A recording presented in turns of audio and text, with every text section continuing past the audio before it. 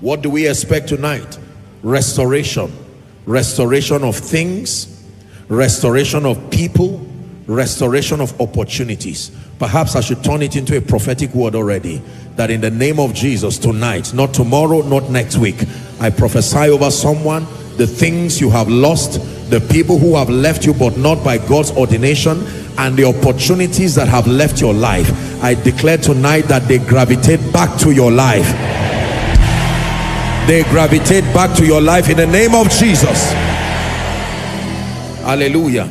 Please be seated. Restoration. Restoration of things, restoration of people, strategic relationships that were cut away by demonic orchestrations, restoration of opportunities. What else do we expect tonight by the power of God? We expect that God through his word will bring clarity and direction to those who have been confused and stagnated. We trust that God through his word even tonight will bring clarity and direction. Please write these things. It's important you connect your faith. Bring clarity and direction to those who are confused and as a result stagnated. That God's word will come bringing direction, bringing clarity, taking away every haziness and bringing precision to your understanding. You believe that? Say amen. What else do we expect tonight? We expect a supply of wisdom that opens us up to the next level of progress. We expect a supply of wisdom. Someone say, I receive an abundant supply of wisdom. Shout it like you're a believer. Say, I receive an abundant supply of wisdom. So this is one of the things God is doing tonight. He's making an abundant supply of wisdom available so that it opens us up to the next level of our progress. Hallelujah. These, among many others, are the things that God is doing tonight. One last recap. What is he doing tonight, and what does he do in a service such as this? He's setting the captives free, and he's bringing liberty to those who have been bound or oppressed. Number two, he's bringing healing and he's bringing life to those who have been sick, oppressed of the devil. Number three, he's bringing healing, hope and peace to those who have been brokenhearted and those who have been emotionally wounded. Number four, he's bringing restoration, restoration of things, restoration of people, relationships now, and restoration of opportunities. Number five, he's bringing clarity, he's bringing direction to those who have been confused and have been stagnated. Number six, God is making an abundant supply of wisdom available so that it opens us up to the next chapter of our progress. And anything in between, you can be sure if your faith can connect to it, God is more than willing to do it. In the name of Jesus Christ. Hallelujah. Praise the name of the Lord. Amen and amen and amen. Every time the word of God comes, you can be sure that his power is available to heal. His power is available to produce the extraordinary supernatural possibilities. God is a God of all grace. Now, very quickly before we pray, I want to give you a few keys, about 4 of them hopefully for tonight. Keys that will prepare your heart to receive from God tonight. Has someone learned already so far? Yes. I want to give you a few keys to prepare your heart so as to receive maximally tonight. And the first of them is a recap, and the Lord quickened it in my spirit to bring that key again. That in desiring to receive from God, especially in a meeting like this, you must come to a settled recognition that all true and lasting help comes from God and God alone. All true and lasting help comes from God and God alone. Very profound. All true and lasting help comes from God and God alone. To the one who is here sick, to the one who is here confused, to the one who's here and has been, plagued by all kinds of demonic patterns, to the one who is here and is in debt financially, to the one who's here looking for a job, looking for whatever it is that you're trusting God for, to one who is already in trouble, your axe head has gone down and you're trusting that it's able to float again, to someone connected online who is totally, like the Bible says, troubled on every side. For you, if you are asked to write your prayer request, the question is, what will you not write? Because almost nothing is working. I'm telling you that the first way out tonight is that you must come to a settled recognition that all true and lasting help comes from God and God alone. Psalm 121 and verse 1. Psalm 121 and verse 1. I will lift up my eyes unto the hills. And then it says, from whence cometh my help? Verse 2. My help cometh from the Lord, the one which made the heavens and the earth. That means when you come to God, you must take away the possibility of plan B. In other words, I am here, but a part of me wants to respond to you. A part of me is hoping that if you don't walk, I can go down to Egypt, I can go down to the devil. I have plan B. It's amazing how many people come to God and they carry luggages of idols. And I'm not just talking of literal idols. Your pride, yourself, your degree, your certificate, your knowledge, whatever you know, you can put it side by side with God and hope that at least I'm already intelligent enough, I just need a little push from God. No. The one who will receive help and mercy from God is the one who will come like blind Bartimaeus, knowing that if God does not show you mercy, salvation cannot come from any other place. Is someone learning now? Praise the name of the Lord. Hallelujah. Psalm 60, 11 and 12. Psalm 60. All lasting help comes from God and God alone. It says, give us help from trouble, for vain is the help of man. Verse 12. It says, through God we shall do valiantly, for it is he that shall tread down our enemies. Say amen. Amen. Give us help. All true and lasting help comes from God. Honestly, I have learned this by the scripture and I've learned this by experience. If God does not help a man, you can wake up early in the morning, you can sleep late in the night, and believe me, sooner or later you will only eat the bread of sorrow. In this kingdom, there's no one who is self-made. People are helped by God. A man cannot receive anything, it says, until and unless it is given unto him of God. Is someone ready to receive help tonight? Is someone conscious of the fact that God is the one you came to receive help from? Joshua Selman can only help you to the degree to which he's been helped by God. I used to have a t-shirt many years ago, well, not many, about maybe 7-8 years ago, and it was written on that t-shirt, ordinary men helped by God. Very powerful shirt. Hallelujah. Helped by God. When you see frail people doing extraordinary things, it's because there is an extraordinary God standing behind very frail people. Are we learning now? All true and lasting help comes from God. If God does not open that door, don't let any man lie to you. Even if they force that door and it opens, you will find out that it's a door leading you to a prison. I hope you know prisons have doors too. Just because a door is open does not mean it's a door of deliverance. A man can come with the pride, as we do as men, and claim to be able to help you. I've told you that men are weak. The Bible says, for he knows that we are dust. A man can beat his chest and say, tomorrow I will give you a job. He goes to bed and the power to wake up is no longer in his hands. It takes the God of heaven. Someone say, Father, Father, I believe you are the helper of men. Show me help and show me mercy tonight. One more time, say, I believe you are the helper of men. Show me help and mercy tonight. The Bible says, let us therefore come boldly, not to a bank, not to a library, not to a politician's office. It says to come boldly to the throne of grace, that we may obtain mercy and find help. Where do you find help? The throne of grace. Where do you find mercy? The throne of grace. Yes, I know this about God. all true and lasting help, the help that makes an ordinary man become great, it comes from God. The help that makes Esther becomes queen comes from God.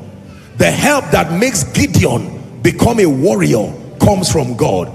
Are we together now? The help that makes Abraham the father of nations come from God.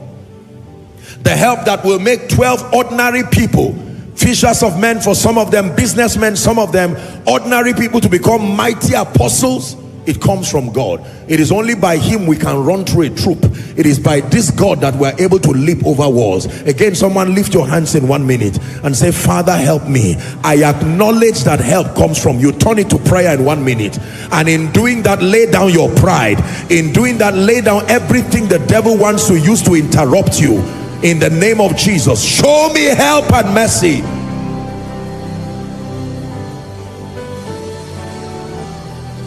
Man of God, pray. True and lasting help in ministry comes from God. True and lasting help in business comes from God. You can have a mall, a store, a supermarket. Only God brings the customers. Ladies and gentlemen, your hands can cook, but the power to eat comes from God. Go ahead and pray. 1 minute, you are praying.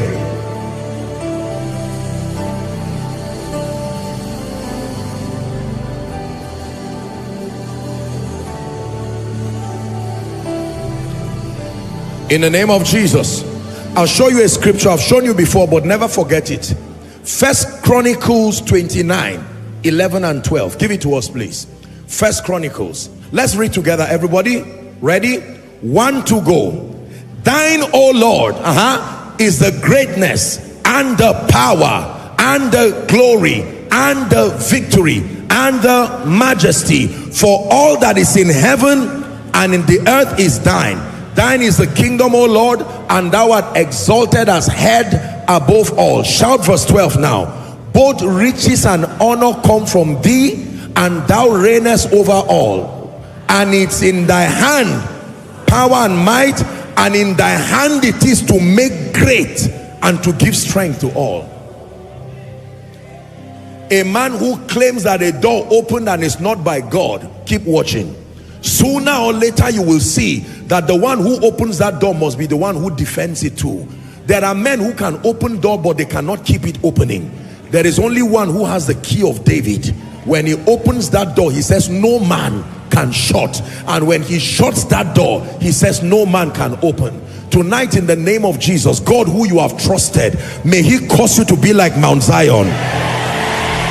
I say to you again, the Bible says, they that trust in the Lord, they shall be like Mount Zion. May you be like Mount Zion, unshakable, unbendable, in the name of Jesus Christ. Please be seated. So the first key to prepare your heart is that all true and lasting help comes from God. I am happy it comes from God, because if it came directly from men, some of us will not even have a chance.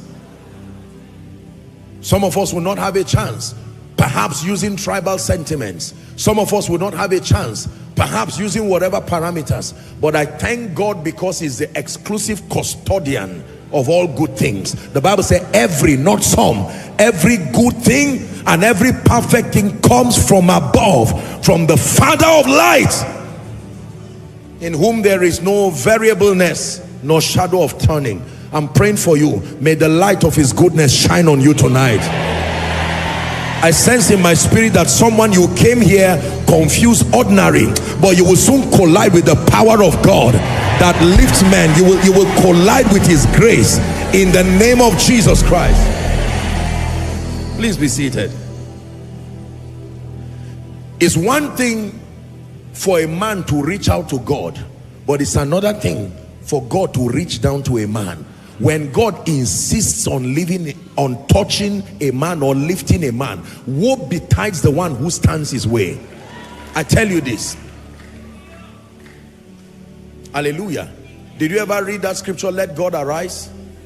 That's a very fearful scripture. When God decides to arise and say, what is it in this family that's kept them for 50 years? Let me arise tonight for this family. Then he clears the way for you in the name of Jesus. Number two, very quickly, in preparing you to receive tonight, what's the second key? In addition to knowing, believing, and settling in your heart once and for all that all true and lasting help comes from God and God alone. Ready? Number two, you must believe that God desires your good and that he is glorified when you walk in total victory, when you walk in dominion, and when you receive answers. I'll take that slowly. You must believe in preparing to receive from God tonight and in every service. You must believe that God desires your good and that he is glorified when you walk in total victory, when you walk in dominion, and when you obtain answers. I'll read that one last time. Burn it in your spirit and then you write. You must believe that God desires your good and that he is glorified when you walk in total victory, when you walk in dominion, and when you obtain answers. Jeremiah 29 and verse 11. Here's what it says. I know the thoughts that I think towards you, saith the Lord. They are thoughts of peace and not of evil, to give you an expected end. Ladies and gentlemen, God cannot think evil of you. No, sir. You are his child, and then if you care for extension, you are his bride. Either ways, you are covered by his love. Who understands this? It's important you settle it that God desires your good. If you don't know that God desires your good, the devil will manipulate your situations as bad as they are, and he will use them to speak a very negative language for you. He will make you think that God hates you and that he wants you to keep going through pain like that. I'm telling you, you must settle it once and for all that God desires your good and that he is glorified when you walk in victory, you walk in dominion, and when you obtain answers. Luke 12:32. Luke chapter 12 and verse 32. Luke 12:32. Read with me. Jesus is speaking. He says, fear not, little flock, for it is your Father's good pleasure to give you the kingdom. Not a burden to him. It's a pleasure to give you the kingdom. Are we together now? Yes. The righteousness that comes with that kingdom, the power that comes with that kingdom, the glory that comes with that kingdom, the wisdom that comes with that kingdom, it is the Father's good pleasure to give you the kingdom. Matthew chapter 9, chapter 7. Let's read 9 to 11. Matthew chapter 7, 9 to 11. Here's what Jesus said. Or what man is there of you, whom if his son asks bread, will give him a stone? Or if he asks for a fish, he will give him a serpent? It says, if ye then, being evil, know how to give good gifts unto your children, how much more shall your Father which is in heaven give good things to them that ask him? Say, Father, I receive every good and every perfect thing allotted for me tonight. One more time, say, Father. Make sure you participate. Say, Father, I receive every good thing and every perfect thing allotted to me tonight. You must believe.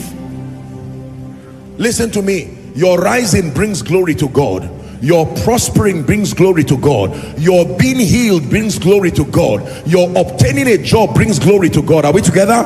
Your being able to pay your children's school fees without lying, without manipulation, without stress, it brings glory to God. Your spiritual vibrancy, loving Jesus in ever increasing dimensions, it brings glory to God. Your prayer life becoming healthy, void of distraction, brings glory to God. Your passion for the word brings glory to God. Your rising in influence brings glory to God. Your excelling in ministry, business, career, family brings glory to God. Away with that narrative that God is glorified in your pain. He can bring glory out of your pain. Are we together now? But don't make it look as if God just wants to plague his people and to be happy. He's a loving Father. It is true. He's a loving Father. He gives good things. My Bible, your Bible says every good and every perfect thing comes from above and from the Father of light, in whom there is no variableness, inconsistency, neither shadow of turning. I believe that God is always for my good.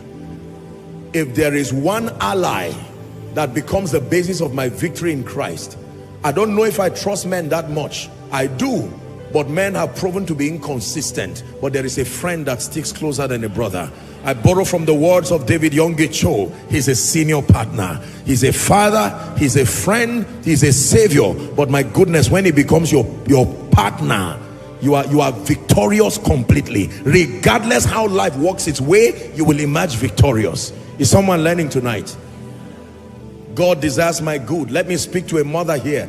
God desires your good for you and your family. I want to speak to someone who's going through pain. I'm speaking to someone who's been defeated by life. You've made all kinds of foolish decisions from end to end. Find rest. You are in the presence of your Father. It is a family affair. Satan should stay outside. Now that you are, it's a family discussion. Culturally, we know that no matter how they accuse, someone can come and help to tell a father, your child stole, and the father says, all right, that's okay, I appreciate you for bringing him home. We'll lock the door, we'll discuss. It's a family affair, my God. And we know that all things work together. Are we together now?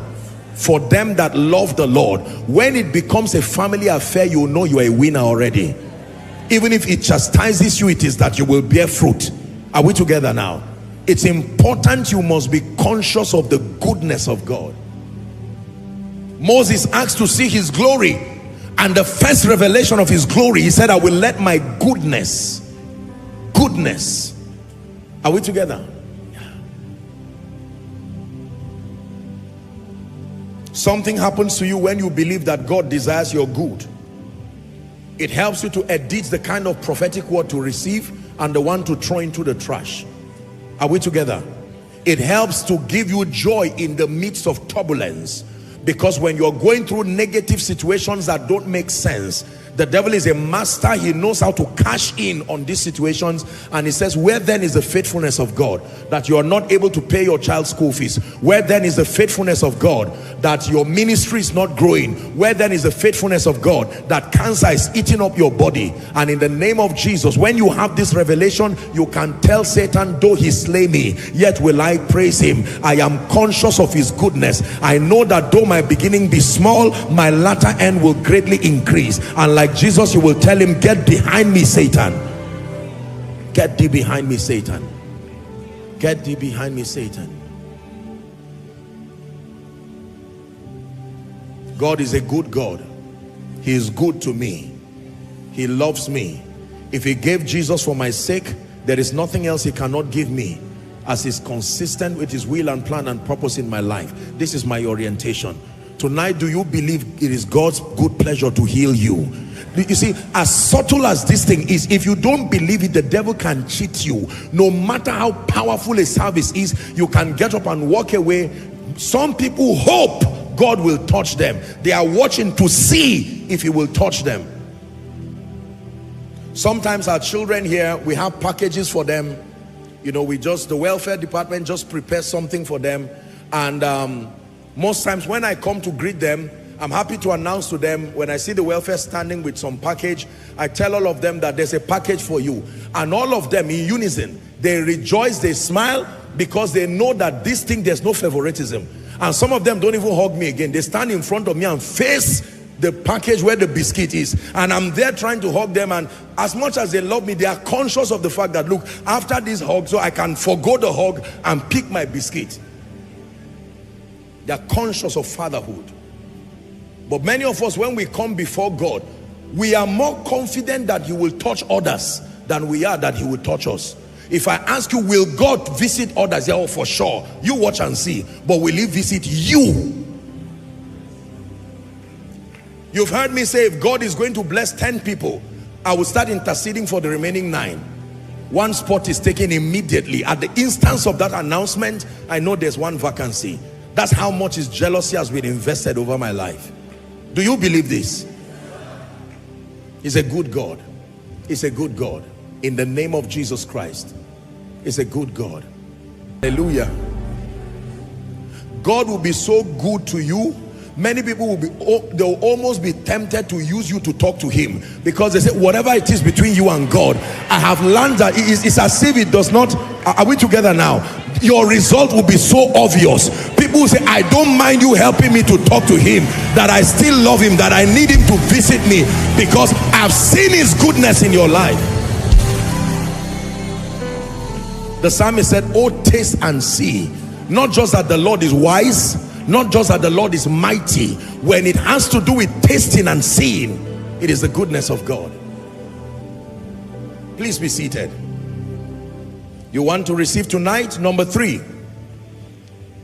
it will require faith to receive from God and to manifest that which has been received. It will require faith. Third key. It will require faith to receive from God and then to manifest that which has been received. It takes faith to receive, and it also takes faith to manifest that which has been received. Can I tell you this? There's something I've learned. You can receive and never have it manifest physically. It takes faith to receive, but it also takes faith to manifest. It's a very subtle adjustment in the subject of faith, because most people think once you receive it, automatically it's there. No, there are two things to manifestation: receiving and having. You can receive and yet not have. Receiving is spiritual, but then it also takes faith to make it visible, evident, the word becoming flesh. The Bible says in Mark 11 and verse 24, it says, what things soever ye desire, when ye pray, watch this, believe that you receive, and then after you believe you have received, you will now have. There are many who stop at the realm of receiving, but they do not care about the manifestation. So they've received the healing truly, they received the deliverance truly, they receive whatever truly, but it will never manifest. It will require faith to receive from God and then to manifest that which has been received. Hebrews 11 and verse 6 says, but without faith it is impossible to please Him. For he that cometh to God, even tonight, must come believing that He is, He exists, and that He is a rewarder to them, or of them that diligently seek Him. It will require faith. Matthew chapter 9. Let's read from verse 27. Matthew chapter 9. Give it to us from verse 27. And when Jesus departed, He's going to ask us a question in verse 28. So be ready for the question. When Jesus departed thence, 2 blind men followed Him, crying and saying, thou Son of David, have mercy on us. Here's His question. It's not a question just to them, it's a question to someone tonight. And when He was coming to the house, the blind men came to Him, and Jesus said unto them, believe ye that I am able to do this? Believe ye. No, they answered their own. It's up to you to answer yours. Do you believe that I can lift your family? Do you believe I can change your story? He's asking someone tonight, do you believe cancer can be healed? I know you've seen a lot of people die from it. Do you believe your financial situation can change? Do you believe your ministry can bloom again? Keep that question there. Do you believe? He said, believe ye that I'm able to do this. Oh, it's a question God is asking a man of God. Do you believe I can lift you? God is asking a family, do you believe I can lift you? God is asking someone who's been beaten down by life, even spiritually. Your hair's been cut off, your eyes been plucked out. Do you believe?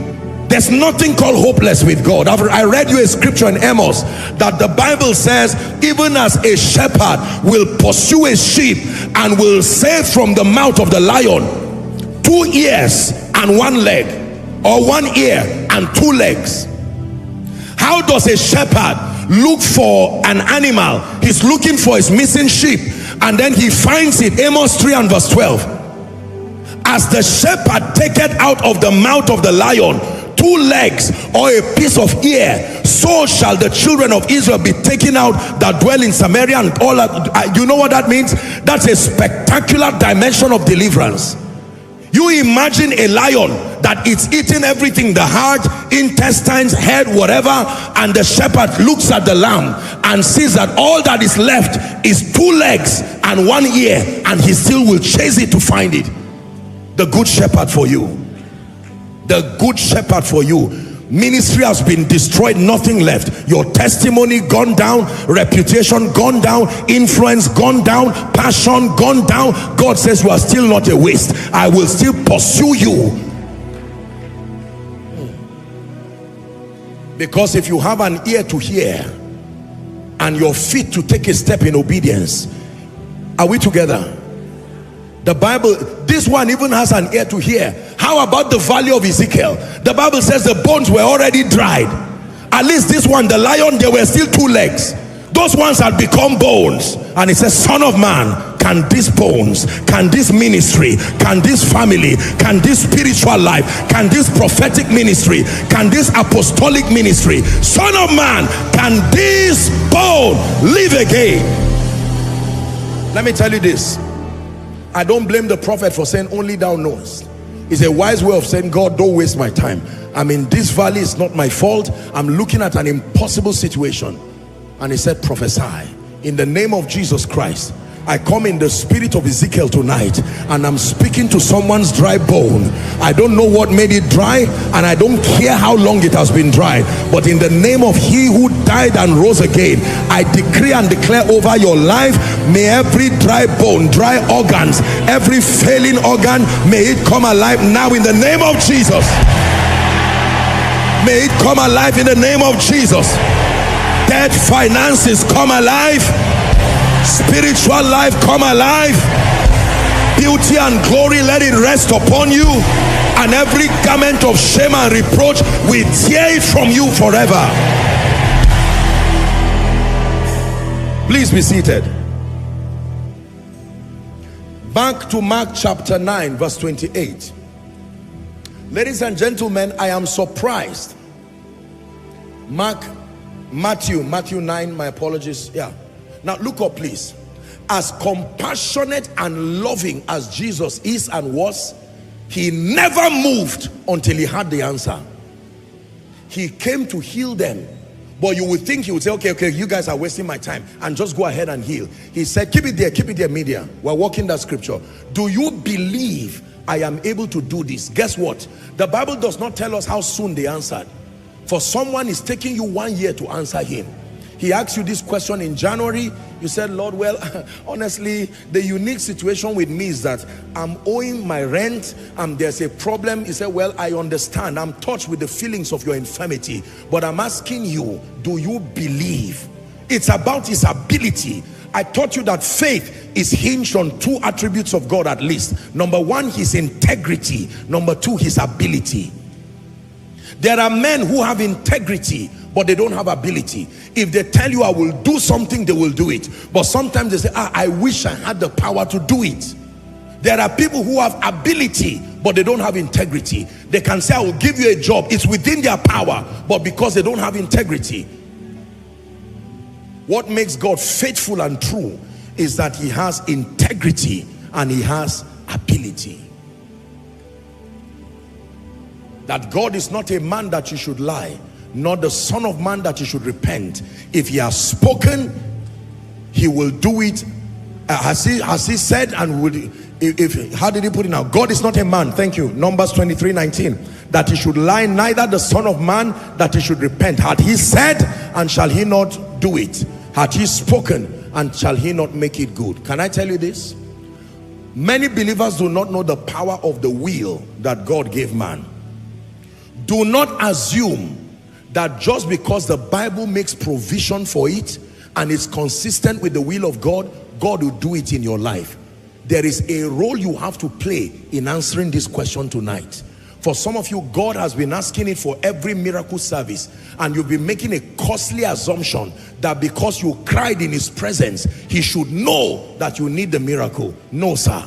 In this kingdom, Miracles are word activated. They are will activated. It's important you verbalize. How does he stand before blind Bartimaeus? Remember, the last time he was passing Jericho, and he looks at blind Bartimaeus, and blind Bartimaeus said, "Thou son of David, have mercy on me." The wisest thing to have done is heal him or give him money, at least one of the two. Jesus stops, goes back, looks at him and says, "What do you desire that I do unto you?" The man would have been offended and said, "Silly question. What do I look like here?" I'm telling you, Jesus would have looked at him lovingly and walked away. He said, "That I may receive my sight." And the Bible says he received his sight. Back to Matthew chapter 9 verse 28. Someone, you are going to answer this question tonight in prayer. Do you believe I'm able to do this? No, don't be in a hurry. Question. To answer this question, you need to define what the this is. If your this is not defined, then your believing is false, because the believing is connected to this. He said, "Give us this day our daily bread." Are we together? Yes. Your this may be a financial situation. Your this may be a spiritual situation. Your this may be anything in between. You have to define it tonight. I have taught you in this house that faith, Bible faith, is vision dependent. You can't say, "I'm believing God." For what? For a good life. What is a good life? What is a good life? You have to define it.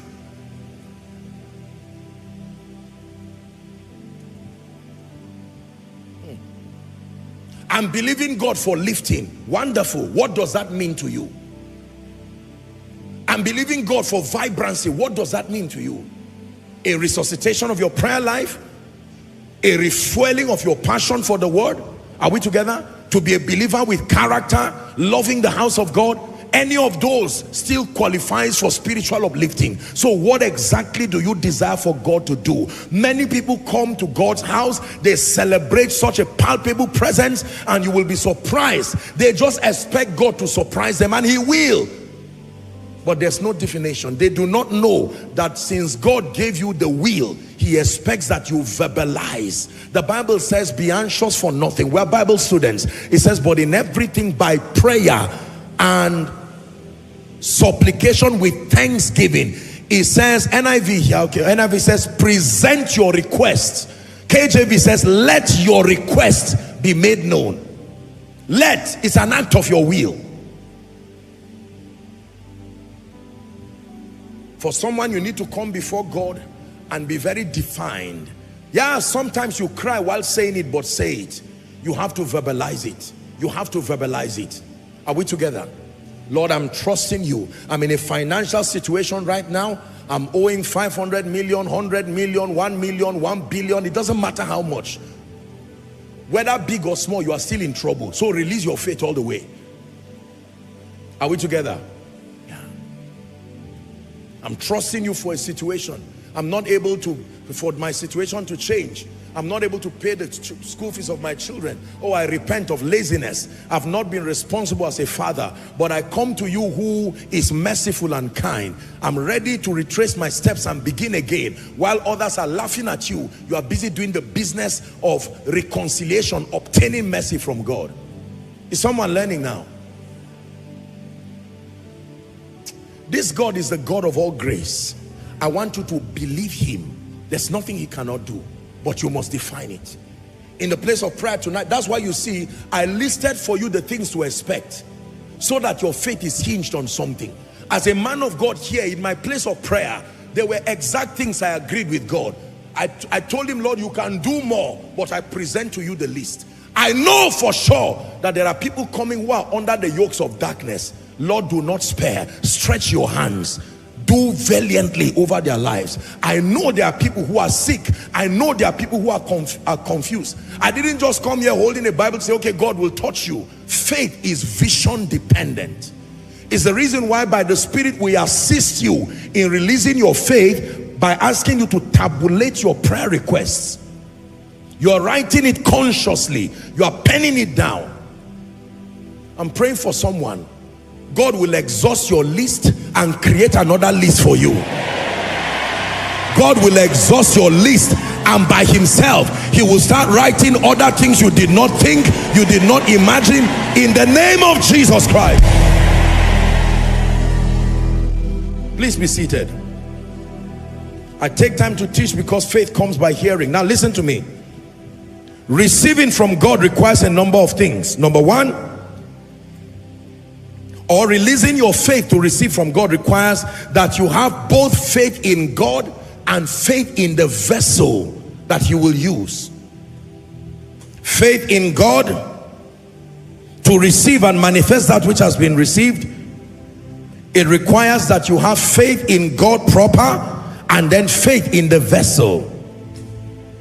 Isaiah 44 and verse 26, it says he confirms the word of his servants and performs the counsel of his messengers. In Hosea chapter 12 and verse 3, it says, and by a prophet. Hosea chapter 12 and verse 13, 1-3, and by a prophet, the Lord, it was the Lord that brought Israel out of Egypt, but he used a prophet, and by a prophet he was preserved. Faith demands that you believe in God, but also demands that you believe in the vessel that he uses. Look up, let me tell you this. You can believe in God and not believe in the vessel that he will use. You will never receive anything. That's how the economy of faith works. You can believe in the vessel and not believe in God. It still will not work except by the mercy of God. Faith, Bible faith, demands that you believe in God and believe in the vessel that he used. Hallelujah. Praise the name of the Lord.